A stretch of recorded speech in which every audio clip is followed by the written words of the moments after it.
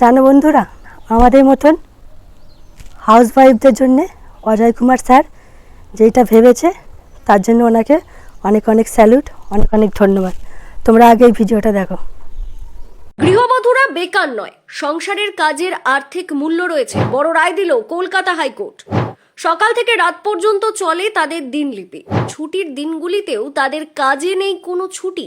ছেলে মেয়েকে স্কুলে যাওয়ার জন্য তৈরি করা থেকে স্বামীর টিফিন জোগাড় করে দেওয়া সবকিছুতেই হাত লাগাতে হয় তাদের। তারপরেও দিনের শেষে তাদের শুনতে হয়, সারাদিন ধরে করো কি? তাদের কোনো মাস মেনে নেই। এমনকি কাজের শেষে কেউ তাদের হাতে দুটো ধরে বলে না, আজ রান্নাটা খুব ভালো করেছো। তাদের কাজের কোনো ছুটি নেই, অথচ নেই তাদের কোনো পারিশ্রমিক। অলিখিতভাবেই তারা যেন বাড়ির কাজের লোক। 10টা 5টার কাজ না হলেও তাদের কাজের কোনো বাধা ধরা সময় নেই।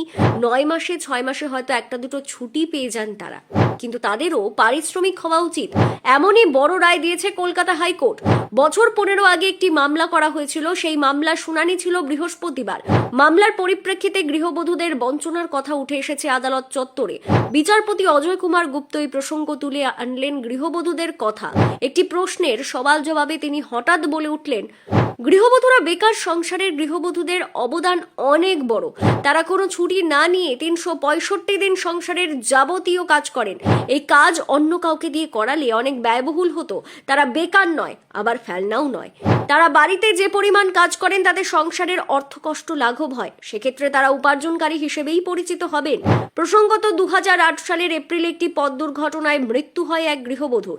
এরপর মোটর অ্যাক্সিডেন্টে ক্ষতিপূরণ হিসেবে মামলা দায়ের করা হয়। সেই মামলা শুনানিতে 6 লক্ষ টাকা ক্ষতিপূরণ চাওয়া হয়েছিল, কিন্তু তা অস্বীকার করা হয়। ওই গৃহবধূর পক্ষে আইনজীবী সওয়াল করেন, ওই মহিলার উপার্জন বাবদ এই টাকা দিতে হবে। পাল্টা দাবি জানানো হয়, মৃতা মহিলা কর্মজীবী ছিলেন না, তাই এই বিপুল অঙ্কের টাকা দাবি করার কোনো যৌক্তিকতা নেই। এরপরই উঠে আসে গৃহবধূর বেকারত্বের তথ্য। সেই সময় বাদী পক্ষের আইনজীবীর পাশে দাঁড়িয়ে অপর পক্ষকে রীতিমতো ভৎসনা করেন আদালত।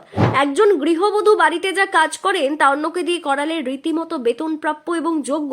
আর তার ভিত্তিতেই আইনজীবীর মন্তব্য যথেষ্ট শিরোধার্য বলে মত প্রদান করে কলকাতা হাইকোর্ট।